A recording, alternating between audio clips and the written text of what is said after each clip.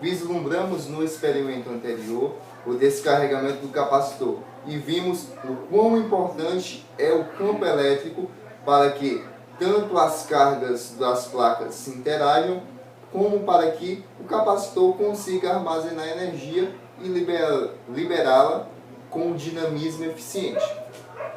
Neste experimento, como uma continuação do que foi falado no experimento anterior, lembra? Eu falei sobre polarização das placas, ou seja, uma placa fica positiva e outra negativa. Veremos isso na prática com um experimento bem instrutivo e simples. Como eu disse, esse experimento é a continuidade do experimento anterior, ou seja, ele vai dar um embasamento ainda mais direto sobre o que foi mencionado anteriormente. Uma definição muito interessante utilizada no plano de ação, que foi utilizada no canal Ciência Todo Dia 2020, que define o campo elétrico de uma forma muito instrutiva, que foi utilizada para o entendimento desse experimento, que diz o seguinte: o campo elétrico é a quantidade vetorial que, para cada ponto no espaço, indica quanta força a partícula com carga elétrica sente naquele ponto. Veremos que a polarização das placas é fundamental para que o capacitor funcione corretamente. Veremos o seguinte, que se eu tenho uma carga positiva, se eu tenho uma placa carregada positivamente e outra negativamente, cada placa vai gerar um campo elétrico. E esse campo elétrico, para que armazene energia, tem que ser um campo elétrico atrativo, para que as cargas elétricas tenham uma interação uma com a outra e permaneçam nas placas. E veremos essa polarização na prática agora. Para este experimento, criaremos um capacitor caseiro. Obviamente que a gente não vai fazer um capacitor que funcione semelhantemente ao que foi testado anteriormente. Até porque, se eu for usar esses materiais, mesmo que ele gere alguma capacitância, ela vai ser tão pequena que não vai dar para poder ser testada nos materiais aqui. Então, o objetivo aqui vai ser mostrar a polarização e explicar um pouco mais detalhadamente sobre isso. Para isso, para criar esse capacitor e para testá-lo, usaremos os seguintes materiais: papel no formato circular, que consiga cobrir a moeda, duas moedas que elas simularão, melhor dizendo, elas funcionarão como as duas placas do capacitor, um pedaço de papel retangular, de modo que seu comprimento é variado, desde que ele consiga cobrir desse estilo. Você percebe que ele cobre muito mais, então eu posso simplesmente tirar um pedaço aqui. Vou precisar do carregador, vou utilizar o mesmo carregador do exemplo anterior, que é um carregadorzinho simples de celular, que foi descascado nas pontas. Um motorzinho DC, esses motores você pode encontrar, por exemplo, nos aparelhos de DVD. O aparelho de DVD tem aquela parte que gira o CD ou DVD, e esse motorzinho é de lá. E um pequeno LED, que foi tirado de um carregador parecido com esse. Bom, além de todos esses materiais, precisaremos de um pedaço de fita. Primeiro, para a confecção do nosso capacitor caseiro, colocaremos as duas moedas no papel e entre as moedas colocaremos o papelzinho circular, de modo que o papel circular ele vai funcionar como um material dielétrico entre as duas moedas e vai ficar nesse formato aqui, ó. A moeda em cima, o papel no meio, a moeda embaixo e esse outro papel externo cobrindo ambos. Eu vou rasgar mais um pedacinho aqui, ó, para ficar essa parte aqui sobrando, que é o que interessa a gente. Depois, com a fita, eu simplesmente vou acochar esses mesmos aqui. Eu vou prender dessa maneira aqui. Na sequência, claro, eu acabei me esquecendo de colocar aqui, vamos precisar de 2 fios parecidos com esse, 2 fios comuns.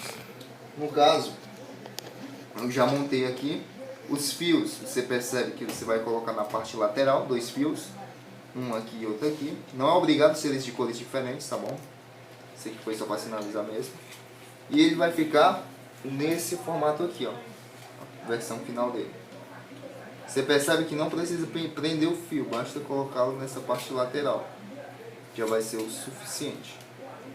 Agora, para a gente verificar a polaridade disso, a gente vai fazer o seguinte: colocando o carregador na tomada, iremos conectar os 2 fios do nosso capacitor caseiro ao carregador.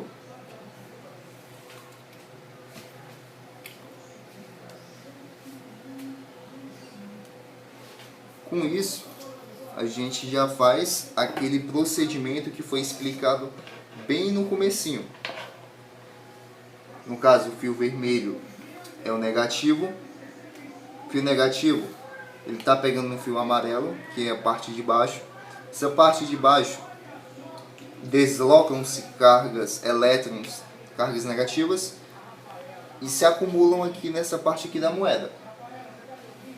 Como o fio azul é o positivo, essas cargas positivas que estão aqui no fio atraem as cargas negativas da placa, de modo que se deslocam e voltam para a fonte de alimentação, carregando essa placa positivamente.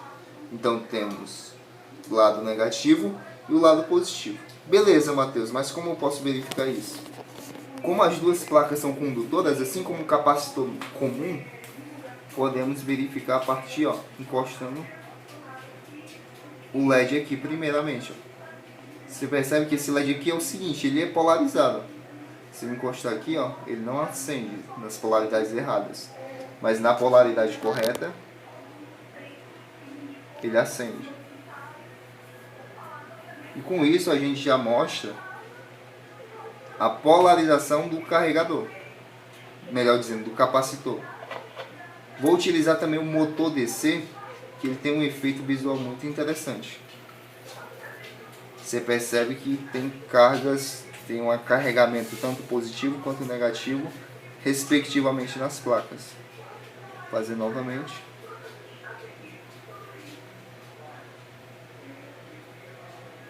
Como as moedas são pequenas, então dá uma dificuldade mesmo de entrar em contato.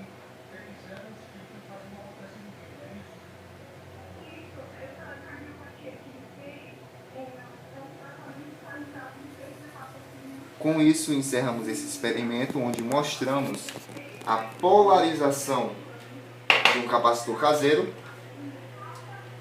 Mateus, a pergunta talvez possa surgir: Mateus, esse capacitor tem algum tipo de capacitância? Na verdade tem sim.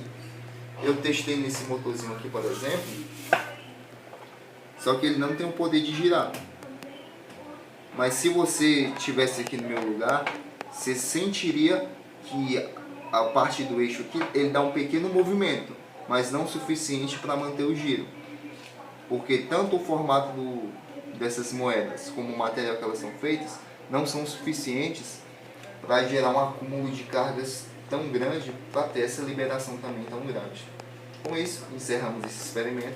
Foi muito interessante e instrutivo e seguiremos a seguir. Vislumbramos no experimento anterior como ocorre a polarização das placas de um capacitor caseiro, que simula, na prática, aqueles capacitores do tipo em paralelo, onde tem um material dielétrico entre os mesmos. Que na prática, o raciocínio que temos diante do campo elétrico dele é análogo ao dos outros capacitores, como eletrolítico, como de poliéster e por aí vai. Adentramos agora no experimento 4, onde já chegamos no conceito de campos magnéticos.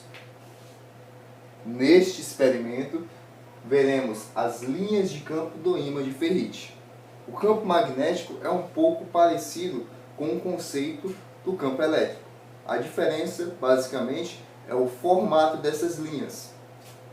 E onde veremos na prática qual é esse formato, onde no campo elétrico eram lineares E um detalhe importante que eu acho que ficou bem claro nos experimentos feitos anteriormente. O campo elétrico, ele sempre é gerado em cargas em repouso, ou seja, as cargas quando estão paradas, estacionárias. Ah, Matheus, então o campo magnético é formado por cargas magnéticas? A resposta é não. Pelo seguinte, porque em tese não existe cargas magnéticas. Na verdade, o que veremos é que as cargas magnéticas são formadas, na verdade, por cargas em movimento. O que podemos classificar como cargas magnéticas, na verdade, são os monopolos magnéticos, que na realidade não existem. Sempre num ímã, sempre vai ter dois polos, polo norte e polo sul.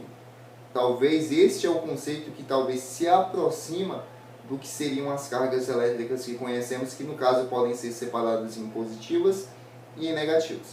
Voltando ao foco principal. Onde se encontram? No caso, esse experimento será voltado para o ímã de ferrite, aquele que encontramos, para responder essa pergunta, nos alto-falantes, principalmente. Por exemplo, alto-falantes de som, alto-falantes de ouvido, melhor dizendo, fones de ouvido, e entre outros. Do que é feito? No geral, esses materiais, inclusive, eu trouxe um para a gente dar uma olhada. Ele funciona basicamente o seguinte, inclusive, ó, ele já está magnetizado. Ah, Matheus, quer dizer que isso aqui tem alguma possibilidade de não estar magnetizado? A resposta é sim. Inclusive, se ele for colocado em uma temperatura extrema, ele perde essa propriedade de atrair objetos metálicos. Enfim, voltando à pergunta do que ele é feito. Ele é feito de vários materiais metálicos, como o próprio ferro e dentre outros. E esses materiais eles são juntos e formam esse formato, como se fosse construindo um tijolo, só que no lugar de ser um tijolo, vai ser um pedaço de uma liga metálica. Ok, Matheus, interessante. E o que é que você vai o que vislumbraremos com ele? Basicamente, a gente vai conseguir perceber não somente no sentido imaginativo, mas na prática, que daqui da frente e dessa parte aqui de trás, existe um campo magnético. Um campo que aponta naquele sentido e outro que aponta nesse sentido para cá. Ou seja, tem um polo norte e um polo sul. É interessante percebermos o seguinte, que as linhas de campo do ímã são as que ditam a intensidade e o comportamento quando algum objeto atraente ou repulsivo entra em seu alcance. No caso aqui eu tenho objetos atraentes que quando estão bem próximos, eles são atraídos. E tudo isso se dá pelas linhas de campo magnético do ímã de ferrite. Agora, sem enrolação, veremos isso na prática. Para este experimento, onde vislumbraremos um importante elemento no estudo do eletromagnetismo, que são as linhas de campo do ímã, precisaremos de um ímã de ferrite, que você pode encontrar em alto-falante de, por exemplo, algum som, uma folha de papel de preferência branca, para que a gente possa ver de uma forma mais clara as linhas de campo, e claro, o pó de ferro, que você pode obter da seguinte maneira, igual eu fiz. Você compra palha de aço, queima, e conforme você vai atritando, esfarelando ela, você vai despejando sobre alguma superfície o pó metálico. E depois você passa uma peneirinha, ou mesmo no meu caso, eu usei o saleiro para armazenar, tanto que sai bem pequenininho do jeito que é necessário para esse experimento. Um detalhe interessante para esse experimento, eu não vou posicionar o ímã nessa posição, ele em pé, digamos assim. Ele vai ser posicionado dessa maneira aqui, ó. Na sequência eu vou colocar o papel bem em cima dele.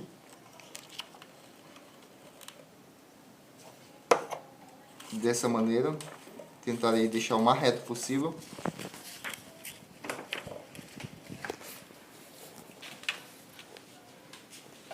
Pronto, aí nessa vista superior, que vai ser o mais interessante agora. Agora, salpicando o pó de ferro sobre o ímã, teremos o seguinte efeito.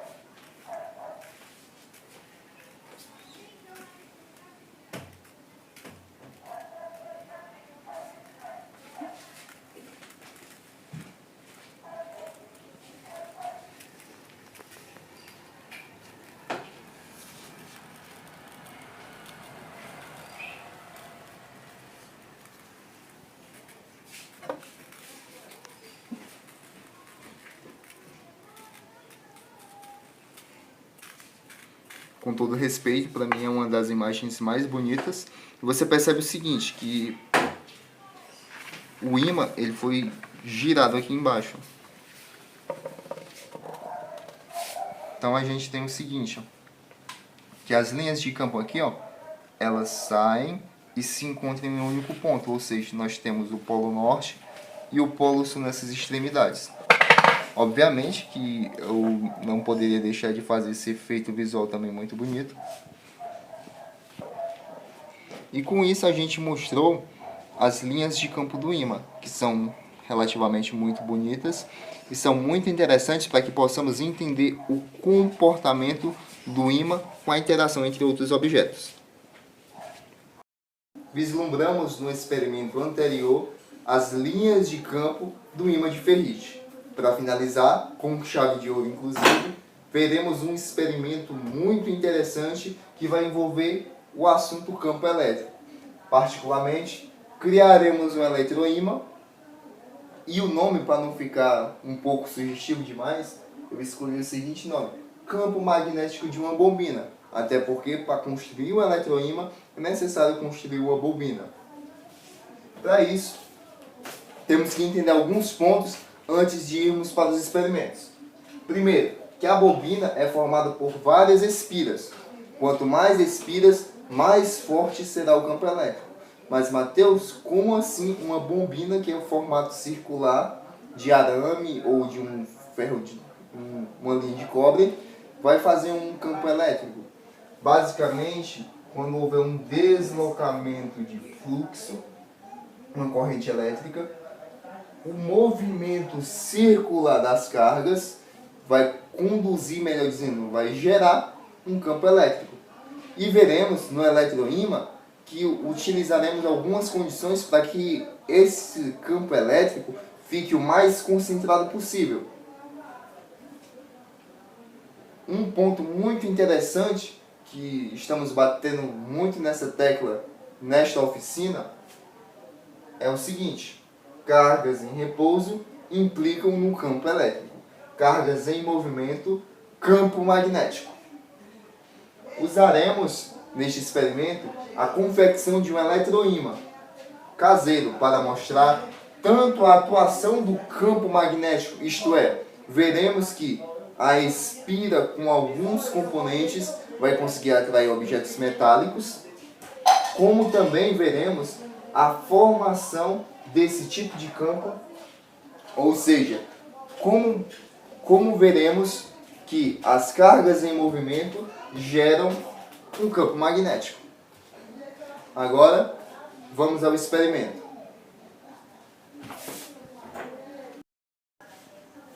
Para este experimento, precisaremos de, no caso, eu vou utilizar o fio de alumínio esmaltado, mas o ideal seria o fio de cobre, que conduz melhor a eletricidade, mas corrente elétrica, melhor dizendo.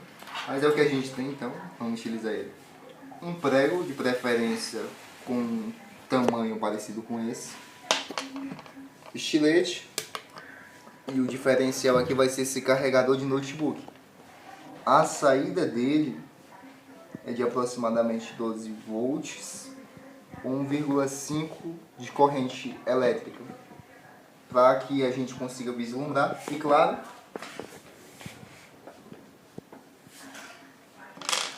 alguns componentes metálicos para que possamos verificar a atuação do campo elétrico através da formação da bombina. Primeiro eu começo raspando as pontas do fio esmaltado com estilete. raspando essas pontas aqui, ó. Pronto, depois de bem raspado, agora eu vou envolver o prego neste fio da seguinte maneira. Vou deixar esse pedaço aqui solto e vou enrolando da seguinte maneira.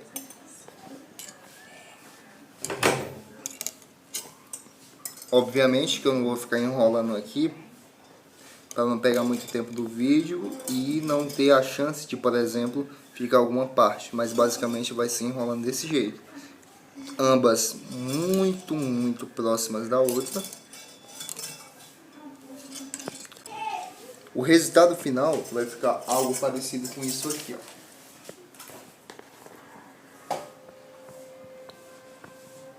O prego coberto com toda a fiação. No caso aqui, como esse prego é grande e o pedaço de fio que eu dispunha era pequeno, aí ficou só até essa parte, mas vai funcionar da mesma maneira. Agora, seguinte, conectamos os fios do carregador de notebook aos dois terminais da nossa bobina e você percebe a seguinte estrutura. Você tem um metal entre a bobina e um invólucro de fios aqui. O que isso vai fazer? Nós veremos agora. Nós veremos agora nesse preciso minuto. Depois de feita a conexão, vou colocar o carregador na tomada. Me falta o pão. E agora, olha a coisa interessante aqui.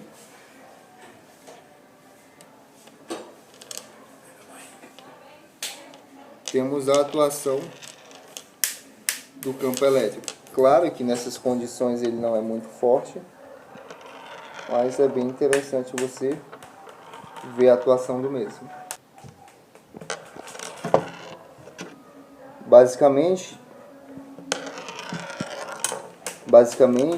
esse é o efeito do campo elétrico. Você percebe o seguinte, que o ferro ele não está tendo, aqui não está tendo um campo magnético contínuo, pelo seguinte fato, porque como esse fio é um fio retirado de um motor velho, então esse fio ele tem algumas deformidades nele, ou seja, o encapamento isolante dele tá danificado.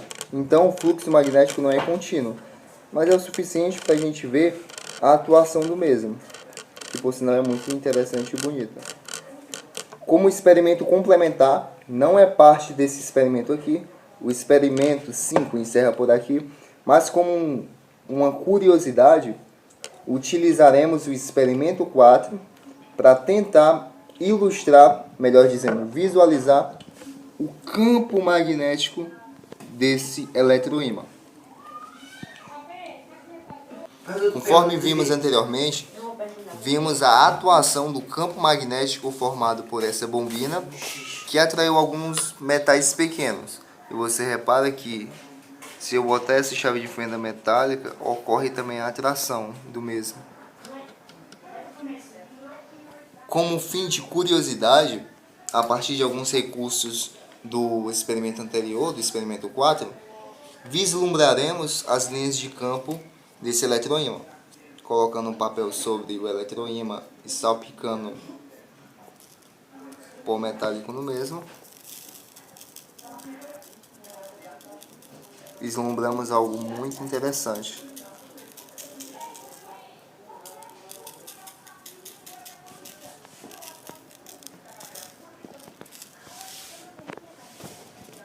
Particularmente vemos o seguinte, que aqui temos provavelmente um polo norte e aqui um polo sul, e eles estão se encontrando. Por quê? Porque polo norte se atrai com o polo sul. Mateus, tem algumas coisas se mexendo aqui. Como eu disse, como esse fio ele é um pouco velho e desgastado, o fluxo magnético acaba trazendo alguns curtos. Então o fluxo magnético aqui não é contínuo, mas em todo caso é um efeito bastante visual e bonito. Com isso finalizo de fato esse experimento e agora vou para as conclusões finais. Com isso, chegamos ao encerramento desse vídeo que apresenta essa oficina. Os 5 experimentos, onde os 3 primeiros englobam a atuação do campo elétrico e os dois últimos vislumbram a atuação e a visualização do campo magnético, forneceram não tão somente elementos ilustrativos, como também leques para abordar outros assuntos. Por exemplo, o último experimento, onde criamos um eletroímã e a partir dele fizemos alguma interação com metais pequenos e, na sequência, como um experimento extra, visualizamos o seu campo magnético, as suas linhas de campo. E foi interessante perceber o seguinte, uma das motivações do porquê os campos magnéticos atraem os metais, em geral o ferro, por exemplo. É interessante percebermos o seguinte, que os ferros eles possuem domínios magnéticos. Como o ferro, em sua estrutura subatômica, os elétrons são um pouco mais livres, esses elétrons livres conseguem fazer movimentos intrínsecos, ou seja, fazem um movimento de cargas. E se existe um movimento de cargas, existe a atuação, existe a geração de um campo magnético. Nesses domínios magnéticos, portanto, temos a formação de pequenos ímãs que compõem o ferro. E como é um ferro, a orientação desse domínio ela é totalmente desregulada. E o ímã, dependendo de sua intensidade ao se aproximar dele, faz com que a orientação se posicione em relação à linha que o ímã, ou seja, ocorre vamos dizer, a transformação de um ferro para um ímã e como as linhas de campo convergem uma com a outra, ocorre a atração. Para finalizar, eu vou contar alguns pontos sobre esta oficina. O primeiro ponto talvez é o mais interessante, que é o seguinte: Matheus, quer dizer que a oficina só vai durar a duração desse vídeo? Resposta não, pelo seguinte: esse objetivo teve o intuito de sintetizar ao máximo aquilo que é importante para ser entendido e explanado na oficina. Mas a oficina ela pode durar, por exemplo, o que foi cogitado, 1h30, sendo que em 45 minutos da mesma tenha um intervalo e só depois o segmento. Matheus, mas por que 1 hora tão grande? Em 45 minutos, além de você explicar de uma forma detalhada a contextualização de uma forma melhor do que foi explicado aqui, você consegue trazer leques a mais dos conteúdos, como o que eu acabei de mencionar, que é um leque que o experimento fornece para ser explicado com uma relevância maior. Veja, quando temos interesse em algo, a facilidade de aprendermos é muito maior. Essa oficina ela é voltada para uma média de 15 alunos, com a finalidade de, com um número razoável, você consegue fazer com que os alunos interajam ou mesmo tenham um contato mais ativo e, vamos dizer, com mais liberdade para esta oficina, para com os experimentos. Interessante ressaltar que esta oficina, em sua efetivação, buscará o contato ativo do aluno, tanto para que com o protagonismo do aluno, com o protagonismo deste, ele consiga verdadeiramente aprender, assimilar e, sobretudo, perceber a importância destes dois conceitos fundamentais. Basicamente, a gente pode resumir a abordagem desta oficina como uma expressão: contextualização mais experimento mais ponderações. Ou seja, os experimentos não vão ser apresentados de uma maneira inicial, sem nenhuma contextualização ou explicação. Terá um contexto, assim como foi feito de uma forma bem simplificada nesse vídeo. Depois tem o experimento e depois as ponderações, tanto a explicação do mesmo, como algumas ponderações visuais e alguns leques que o mesmo proporciona. Para finalizar, a avaliação desta oficina efetivada será uma dissertação sobre o que foi apresentado em cada experimento. Ou seja, no experimento 1, o aluno vislumbrou e aprendeu que, ao atritar dois objetos, o atrito do mesmo fornece cargas negativas para a superfície de um objeto, por exemplo, no caso da lâmpada, e pelo equilíbrio, pela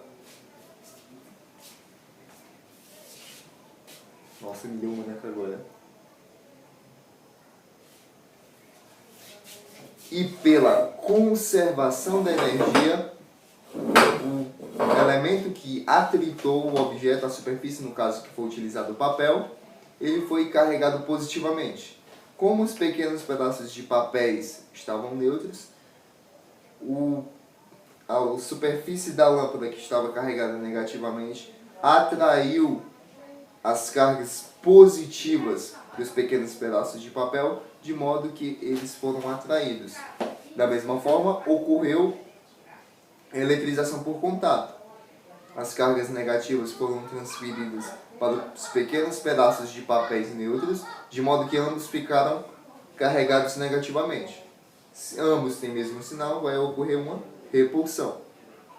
Este seria só um exemplo de uma descrição que um discente poderia ter ao visualizar este experimento.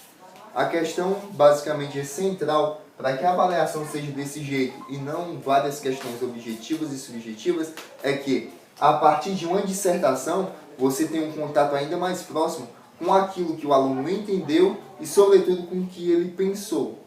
E isso é fundamental. No plano de ação foi mencionado algo muito interessante acerca dessa dissertação, que é o seguinte: ela basicamente terá dois critérios. Peso 4 para coesão, coerência e o estilo textual, e peso 6 para o contexto, para o conteúdo em si.